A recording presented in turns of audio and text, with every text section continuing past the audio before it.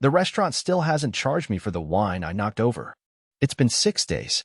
I keep refreshing the credit card app, waiting for the $184 charge to hit. I want it to. I need it to. Maybe then I'll stop reliving the sound the glass made when it hit the floor and shattered. Not just the wine glass, everything. I should probably explain, but I don't even know where to start. The way Selena looked at him before the toast? The weird smirk he gave me across the table? The part where no one, not one single person, made eye contact with me afterward? I wish I could say I was drunk, that I misheard something, that my emotions were playing tricks on me. But I wasn't drunk. I had one glass, Pinot Noir, left untouched after the toast. My stomach flipped before I could finish it. And that's the thing. It wasn't what he said, it was how. So casual, so confident, like I didn't exist. But I did exist. I do exist. I sat right there, at the table, wearing the blazer she told me made me look almost confident. I even printed out a little congratulations card and folded it neatly into my pocket like an idiot. Didn't even get to give it to her. She was glowing that night. People clapped when we walked in. I kept smiling like it was my promotion too. I even laughed at jokes I didn't understand just to blend in. That's what I do, I blend. I make things easier, quieter. I swallow hard things so she doesn't have to. But nothing, and I mean nothing, prepared me for what Clark said when he stood up. Clark, her new boss. The man whose name she casually dropped over dinner a few times last month. The man whose Instagram she claimed she didn't follow, even though it popped up in her search history when she handed me her phone to look up takeout menus. He raised his glass like he was the king of something, like the spotlight belonged to him. And then he said it. 6 words. 6 words that yanked the air out of my lungs like a sucker punch in a room full of people pretending not to notice. He said, to the nights that were worth it, even the ones we weren't supposed to talk about. No punchline. No follow-up wink to indicate it was just a joke. Just the rim of a wine glass to his lips as the entire table sat suspended in something too thick to call silence. More like a collective mental glitch. Forks halfway to mouths. A cough from someone in the back. And Selena? She looked like she wanted to teleport out of her own skin. Her hand, the one closest to me, slowly curled into a fist in her lap like she was physically holding something back. Something ugly. Something exposed. And me? I laughed. I actually laughed. Like a complete fool. Not because it was funny, it wasn't. But because my brain couldn't process it. It spit out the only thing it could manage, denial. A shaky, pathetic chuckle that died halfway through my throat. No one joined me. Not even Selena. Especially not Selena. Clark sat down like nothing had happened. He even adjusted his napkin, as if that bizarrely loaded toast was as normal as asking someone to pass the salt. And just like that, conversation resumed. Sort of. It limped along, broken and bruised, as if everyone agreed to pretend it hadn't happened. Except me. I was still stuck back there, hanging on those 6 words, turning them over and over again in my head like some cruel puzzle. What nights? What wasn't supposed to be talked about? Why did she look like she'd been slapped without ever being touched? I whispered, what did he mean by that? Selena didn't answer. She just cleared her throat and reached for her water, even though her wine was right there. The one I ordered for her. The one she once called her liquid confidence. She didn't touch it all night. Not after that toast. Dinner dragged on. I picked at my food, smiling on autopilot, nodding when people spoke, pretending like I wasn't watching every micro-expression on her face. She wouldn't look at me. Every time I tried to catch her eyes, she blinked too long. Like she was rebooting. Like she was trying not to cry. I could tell. I know that look. I've seen it in mirrors. When dessert came, some deconstructed peach tart with thyme-infused whipped cream, she excused herself to the restroom. She was gone for 12 minutes. I timed it. That's how twisted my brain was by then. I was sitting there, counting the minutes, watching Clark scroll through his phone like none of this concerned him. I couldn't sit still anymore. I got up and followed her. I didn't even know what I was going to say. Maybe nothing. Maybe I just needed to see her. Prove to myself that she still existed outside of that weird moment. That the woman I loved for the past 10 years hadn't evaporated into some stranger I couldn't read anymore. She wasn't in the hallway. She wasn't in the restroom. I waited another minute, checked again, nothing. And then I saw it. Through the glass door that led to the rooftop garden, that exclusive part of the restaurant they only opened for private events. She was out there, standing under those hanging lanterns. And she wasn't alone. Clark was with her. Too close. Way too close. And she was talking fast. her hands moving in that frantic way she uses when she's trying to cover something up. I couldn't hear what they were saying, but I didn't need to. The way his hand touched her arm for just a second too long, that was enough. I backed away before they saw me. I returned to the table, sat down. My stomach felt like someone had twisted it in knots. I still hadn't said anything. Not to her. Not to anyone. I just sat there, dying slowly inside while they returned 10 minutes later, both acting like nothing had happened. She said she needed to leave early, something about not feeling well. I offered to drive, but she insisted on calling a car. Said I should stay and enjoy the night. I didn't argue. I never do. But as she left, she looked at me, really looked at me, for the first time since that toast. Her lips were tight, eyes cloudy, and there was something in that look I can't erase. Guilt? Pity? Regret? Whatever it wasn't love. And I think that was the first moment I realized I wasn't celebrating her promotion. I was mourning something I hadn't even admitted was gone. I didn't sleep that night. Not even a little. I stared at the bedroom ceiling in the dark while Selena lay next to me, breathing evenly like the world hadn't just cracked open beneath us.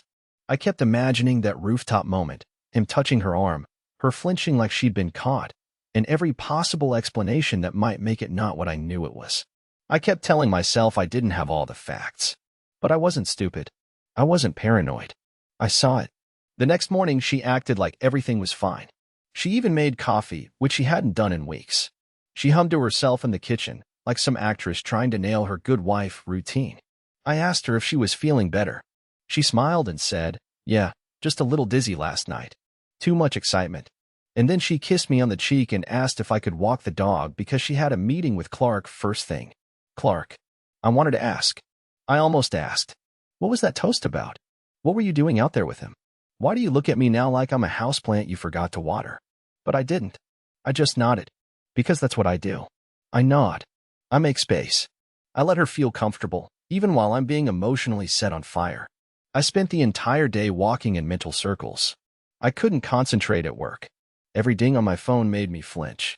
I found myself checking her location, something I never used to do. She was at the office. Then she wasn't. Then she was at a cafe a few blocks away. Then back at the office again. It could have meant nothing, but everything felt like it meant something now. That night, when she came home, I tried to act normal. I asked about her day. She gave me the vague back-to-back meetings answer and then went to shower. I waited until I heard the water running and opened her work bag. I know. I hate myself for it, but I did. I just needed something. Some clarity. Some sign I wasn't losing my mind. Inside, I found her planner. Old school, leather-bound, the one she always carries. I flipped through the pages looking for. I don't know what, but I found it. A name, scribbled on the Wednesday slot in the corner. See rooftop talk. That's all it said. 3 days before the dinner. C for Clark. And the rooftop had been reserved for another event that night, too. Was this a pattern? Had there been more talks like that? I put everything back the way I found it and sat on the couch with my head in my hands, my chest tightening in that awful, silent way that doesn't even let you cry properly. I didn't want to be the guy who snoops. I didn't want to be the guy unraveling because of a cryptic toast. But I was that guy now. Because the woman I trusted more than anyone was suddenly walking around with secrets taped behind her smile. The real tipping point came 3 nights later. Selena was asleep, or pretending to be. I was up watching some dumb nature documentary on mute, scrolling mindlessly, when I got a text from an unknown number. Just one sentence. You should ask your wife what happened in San Diego. No punctuation. No name. Just that. My heart just stopped. Like, physically. I sat there frozen, staring at the screen, waiting for another message. But nothing came. San Diego? She'd been there 6 weeks ago. A team-building conference, she'd called it. 3 nights, all company paid.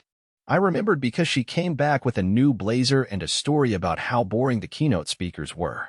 I even picked her up from the airport, and she barely looked up from her phone the whole ride home. Now I knew why. Something did happen in San Diego. I didn't sleep that night either. I just sat on the couch, rereading that text 100 times and trying to figure out if I had the courage to confront her. I didn't. Not yet. But I knew, with sickening certainty, that I would. Because something was rotting beneath the surface of our marriage, and no amount of pretending could cover the smell anymore. I waited 2 full days after the message before saying anything. Not because I wanted to, because I was terrified. I walked through those 48 hours like a ghost, pretending to exist in a house that no longer felt like home. Every time Selena entered a room, I tensed up, like maybe this was the moment she'd sit down, reach for my hand, and confess it all. But that moment never came. She just kept moving through the days like she hadn't detonated something inside me. And that's the worst part. Not the betrayal, not the secrets, not even the lies. It's the performance. The ordinary, hollow routine of shared dinners, laundry folded together, goodnight pecks on the cheek that mean less than silence. It's her pretending like I'm too stupid or spineless to notice that something's gone. That we're gone. And maybe I was both. But then I remembered something. Something small, stupid, random. The hotel app. I had helped her install it during the San Diego trip, when she was panicking about losing her reservation. I opened it, scrolled through past stays. And there it was, the conference trip, logged right where it should be. But there was one detail that didn't fit. One detail I hadn't seen before, a second room. Room 1912, under her name. Booked for the exact same nights. It was listed as a companion suite. A larger room. More expensive. Why would she book 2 rooms? I clicked through the invoice. The first room had a single check-in and check-out. Hers. The second room? 2 check-ins, 2 keys issued, 2 card charges for late-night minibar use, and a note that housekeeping had been declined for privacy. I couldn't breathe. My skin started crawling like my body wanted to reject what my brain was absorbing. I sat back, phone in hand, staring at the ceiling like maybe it would start raining answers. Then I did something I'm not proud of.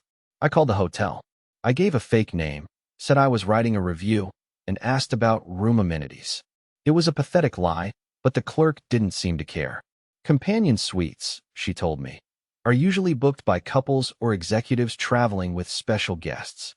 Her voice even lingered on those last 2 words. Special guests. That's what I was now. Not even a supporting character in my own marriage. Just an uninformed audience member clapping in the dark while the real show played out somewhere else. When Selena got home that night, I stared at her for a full minute before I spoke. She didn't notice. She was complaining about a client who wanted a last-minute pitch deck. She was still wearing her heels, still holding her iced coffee, still glowing like someone who knew she was untouchable. I finally said it. Who was the second room for in San Diego? Silence. The kind that presses against your eardrums like pressure in an airplane cabin. She blinked. Once. Twice. And then, like nothing had happened, she smiled. Oh, she said, setting down her bag. You looked through my hotel info. She didn't answer the question. She deflected, spun it into an accusation. Classic tactic. I'd seen it 1,000 times in arguments before, though never with stakes this high. Don't turn this around, I said, more firmly than I expected. Who was in that room with you? She paused, lips parted like she was building the next excuse in her head. Then, for the briefest second, her face changed. Just a flicker. Guilt. Or maybe fear. Or maybe it was just my imagination playing tricks again. You don't trust me? She asked softly, in that wounded tone she used when she wanted me to back down. Curtis, after all these years? I almost caved. Almost. But something inside me snapped tight like a wire pulled too far. I stared right into her and said, No, I don't. Not anymore. She didn't respond. She just walked past me and into the bedroom, like she couldn't be bothered. She closed the door behind her, locked it, like I was a stranger in my own house. I stood in that hallway for a long time, wondering how long I'd been living with a version of her I never really knew, and whether this was the start of the end, or if I'd just missed the ending altogether. I didn't go to work the next day. I couldn't. I stared at my computer screen for half an hour before closing my laptop and walking out the front door without a plan. No destination, no jacket, just this heavy sense that if I didn't start moving, I might actually collapse into the floor. I walked for blocks without realizing where I was headed until I found myself in front of a bookstore Selena and I used to go to in the early years. Back then, she'd spend hours in the fiction section, laughing at the cheesy covers and reading aloud the worst lines. I used to think her laugh could cure anything. I didn't go inside. I just stood there like some lost pet, watching other couples go in and out, younger, lighter, untouched by the rot that had settled into my marriage. My phone buzzed in my pocket. I didn't check it right away. I knew it wasn't her. She hadn't said a single word since locking herself in the bedroom the night before. No apology. No lie. Nothing. When I finally looked, it wasn't a message. It was a notification. A photo had been posted to the company's internal page, one of those corporate culture things Selena's firm prided itself on. I didn't even know I still followed their account. But the caption said, "Big congrats to our rising star Selena Ellman and her mentor, Clark Monroe, for their unforgettable success at the San Diego Summit. Team Kindred West is lucky to have you both." There was a photo attached. They were standing too close. His hand rested lightly on her waist. Not in a friendly way. Not in a professional way. Her smile was real. The kind I hadn't seen on her face in months. The kind that used to be reserved for me. I don't remember walking home. It was dark by the time I stepped back inside, and the house felt like it belonged to someone else. I half expected to find her gone. Her closet empty. A note on the table. But no. She was there. On the couch, scrolling through her phone, like none of this was happening. Like she wasn't slowly destroying me with her silence. I saw the photo, I said. My voice sounded too small, like it didn't belong to me. She looked up slowly, no surprise on her face. "I figured you would." That was it. No denial. No attempt to soften the blow. Just an admission without a single ounce of remorse. I sat down across from her, feeling my hands tremble against my knees. "Are you having an affair with Clark?" She didn't answer. Not right away. She just stared at me like she was trying to calculate the safest version of the truth to hand me. Then she looked down, tucked a strand of hair behind her ear, and whispered, "It wasn't supposed to happen." That phrase, "wasn't supposed to happen," it echoed in my brain like gunfire. As if that changed anything. As if it made her choices less deliberate. As if I hadn't spent the last 10 years of my life giving her every ounce of me, my time, my support, my stupid little congratulations cards, only for her to trade it all in for late nights in secret hotel rooms. "How long?" I asked. Another silence. "Since the first business trip," she finally said, her voice barely audible. "It was one night. Then, it kept happening." I should have screamed. I should have thrown something. I should have cursed or cried or stormed out the door. But instead, I just sat there, numb, hollowed out from the inside like someone had scooped out everything that made me a person and left behind only questions with no answers. "Why didn't you just tell me?" I asked, because it was the only thing I could still say without choking. Her eyes met mine, and for a second, she actually looked sorry. Not sorry for what she did, sorry that she got caught. "I didn't want to hurt you," she said. And that's when I laughed, not out of humor, but because of how insulting that sounded. She didn't want to hurt me, so she lied to me. She hid from me. She made me feel crazy, small, needy. She slept beside me every night knowing she'd betrayed me and still smiled like everything was okay. That isn't mercy. That's cruelty with perfume. I got up. I didn't say anything else. I just walked into the guest room and shut the door. I didn't cry. I didn't scream. I just lay on that narrow twin bed, staring at the ceiling, wondering how many other truths she'd buried under our life together, and whether I'd ever be able to sleep in our bed again without feeling like a fool. The next morning was quiet in the way houses get when the people inside them are pretending not to exist. Selena made coffee. I heard the pot drip, heard her stirring it with the spoon she always uses, the one with the little ceramic strawberry on the handle. She left the second mug on the counter. My mug. As if that meant anything anymore. I didn't drink it. She was in the hallway when I finally stepped out of the guest room. Fully dressed, bag on her shoulder, lips glossed, hair neat. Her uniform of control. She looked at me like she was bracing for another round of questions, like maybe this time I'd yell or break something. But I didn't. I just stared at her like she was an equation that no longer added up. "I'm going in early," she said quietly. "Of course you are," I muttered, barely loud enough to register. She paused like she might say something else. But then she left. No hug. No apology. No discussion. Just the click of her heels fading down the hallway. I don't know how long I stood in the kitchen after that. Minutes, probably. Maybe hours. I kept looking at the coffee, thinking about how long I'd been drinking from that same mug, while she was drinking from someone else's attention. Eventually, I sat down and opened my laptop. Not to work, not really, but to dig. I searched her name, the company, Clark's name. Buried in the links was something from a niche business site, an article published just 2 days before the promotion dinner. It was a puff piece, congratulating Selena on her visionary leadership and highlighting her powerful creative chemistry with executive director Clark Monroe. There was a quote from Clark at the bottom, praising her unparalleled loyalty and discretion. Discretion. I felt sick. That word hadn't just slipped in there. It was planted. Intentional.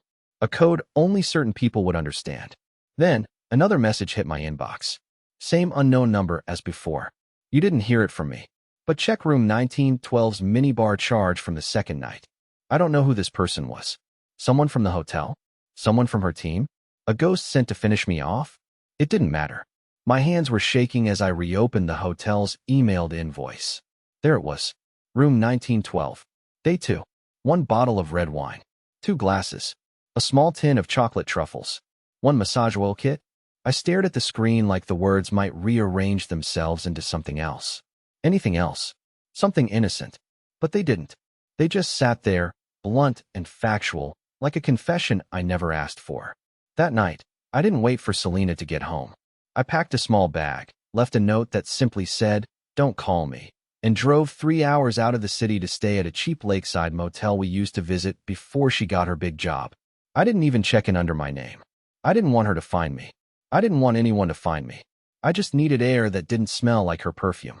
For the first time in weeks, I slept. Not well, not peacefully, but I slept. The next morning, I woke up to another message. Thought you should know. She didn't come home last night either. I stared at that sentence so long, the screen dimmed. Then I read it again. So she knew I left. And she still didn't come back. She still chose to be with him. That was when something snapped. Not in the dramatic, rage-filled movie way. No, it was quiet. Dull. Like the last bit of a thread finally giving up after holding too much weight for too long. I sat outside on a plastic chair facing the lake, watching the breeze ripple over the water like it wasn't carrying pieces of my life out with it. For the first time in this whole nightmare, I didn't feel confused. I didn't feel hurt. I just felt done. Not angry. Not vindictive. Just done. I didn't know exactly what I was going to do next. But I knew one thing with absolute clarity. I couldn't go back to being the man who sat quietly at a table while someone else toasted to his wife behind his back. That man was gone, and something very different was about to take his place. I didn't go back home for 3 days.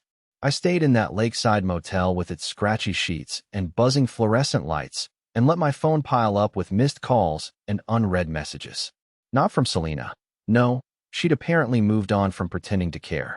The calls were from my sister, my coworker Joe, even our elderly neighbor who asked if everything was all right because my car hadn't moved, and Selena looked a little off when she brought in the mail. That's how small cracks get noticed from the outside. From people who only see you in glimpses, and still, somehow, they see more than you do. On the 4th morning, I finally returned to the house. I half expected the locks to be changed or for her things to be gone, but no, everything was still in place. The plants were watered. The bed was made. A grocery receipt sat on the counter. As if nothing had happened. As if I hadn't happened. She wasn't there. She didn't leave a note, didn't text, didn't call. Her car was gone. Maybe she thought I'd just disappear for good, that she could quietly rewrite the story without ever needing to explain herself. But I wasn't ready to vanish, not yet. Not until I made her look at the damage. Face it. Feel it. I didn't even sit down. I went straight into our bedroom, pulled out the small fireproof box we kept under the bed, the one with our passports, old birthday cards, wedding documents, and I laid it open like an autopsy. Inside were pieces of our life, neatly filed and fading. A photo strip from our honeymoon in Asheville. Her vows, printed in her handwriting font because she said she always got too nervous reading from scribbles. A letter I wrote to her after our first real fight, when she almost walked out after I said something dumb about her job not being real work. She forgave me. I thought that meant something. I grabbed everything that still had my name on it, our marriage certificate, the house deed, the insurance policies. I left behind the letters, the photos, the things that no longer belonged to the person she'd become. Then I opened her laptop. I know, it was a violation. But at this point, what was left to protect? I needed confirmation, closure, some unshakable truth to anchor the storm that had been eating me alive. She didn't log out of anything. There were no passwords, no guilt-shielding precautions. That almost hurt more, honestly. Like she didn't even think I was capable of snooping, or maybe she just didn't care if I saw what she'd done. The first thing I opened was her email. Most of it was boring work jargon and planning decks. But then I found the folder, tucked away under a subfolder named Q2 Media Files, as if labeling it like a budget report would keep it hidden. Inside were screenshots, chat logs, dozens of them, Messages between her and Clark. Late-night banter. Inside jokes.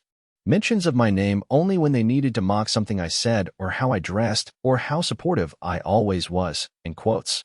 And then the photos. Blurry ones from hotel rooms. One from that rooftop garden I saw her in.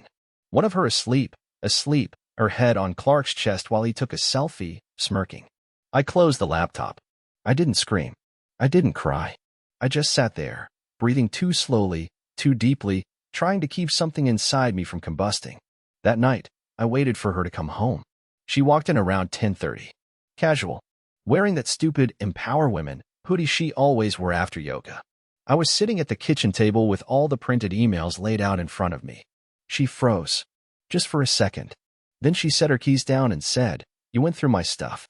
Not, "I'm sorry." Not, "Let me explain." Not even, "You weren't supposed to see that." Just another accusation. Another twist to make me the villain in the story she wrote in secret. "I did," I said. My voice was calm. Too calm. "And now you're going to tell me everything. Because I deserve that much." She didn't move. She didn't sit. She just stood there, arms crossed, like a teenager caught sneaking out. "It's not that simple," she said. "It is," I replied. "Either you tell me, or I make sure Clark's wife finds out." I'm sure she'd love to see the screenshots. That got her attention. Her eyes narrowed, and for the first time since this whole thing began, she looked truly afraid. Not of losing me, but of losing him. And that told me more than her words ever could. Selena didn't speak for a long time after I said that.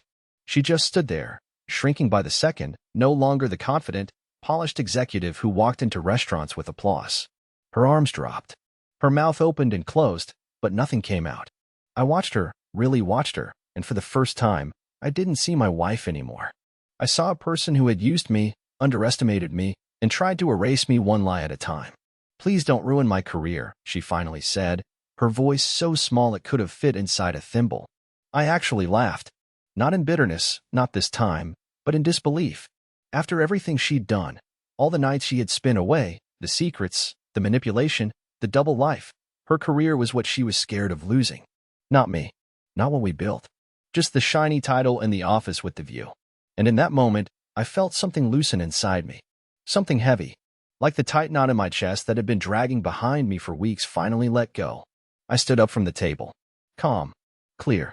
And for once, completely done begging for something that wasn't real. "I'm not going to expose you," I said. "I'm not going to email Clark's wife or post your texts online. That's not who I am." She blinked. Confused. "But I'm also not staying. Not in this house. Not in this life. And definitely not with you." I watched her shoulders slump as the realization set in. She thought I'd fight. She thought I'd cry, scream, plead. Because that's what I always did. But I had nothing left to give her. And in that emptiness, I finally found peace. I moved out that weekend. Took only what I needed: clothes, my books, the dog, and my self-respect. I rented a small apartment on the other side of town. It wasn't much, just a one-bedroom with creaky floors and a view of a gas station, but it was mine. No secrets there. No fake smiles. No shattered trust hiding under crisp bedsheets. In the following weeks, something strange happened. I started sleeping again. Deep, dreamless sleep. I started cooking for myself badly at first, but then I got the hang of it. I took Ruben on long walks. I called my sister. I even signed up for a ceramics class just to do something with my hands besides scroll through old memories. One morning, while sipping coffee that didn't taste like guilt, I looked out the window and realized I wasn't broken anymore. Bent? Maybe. A little bruised around the edges? Sure. But not broken. Not lost. Just new. Selena sent me a few emails. She wanted to talk. Said she made a mistake. Said she missed me. Said I was the only person who really knew her. I never replied. I didn't need to. Some chapters don't deserve a final page. Some stories end in silence, not in conversation. The real ending, the one that mattered, was this. I chose myself. I chose peace over chaos. Truth over performance. I chose to walk away before I disappeared completely into someone else's shadow.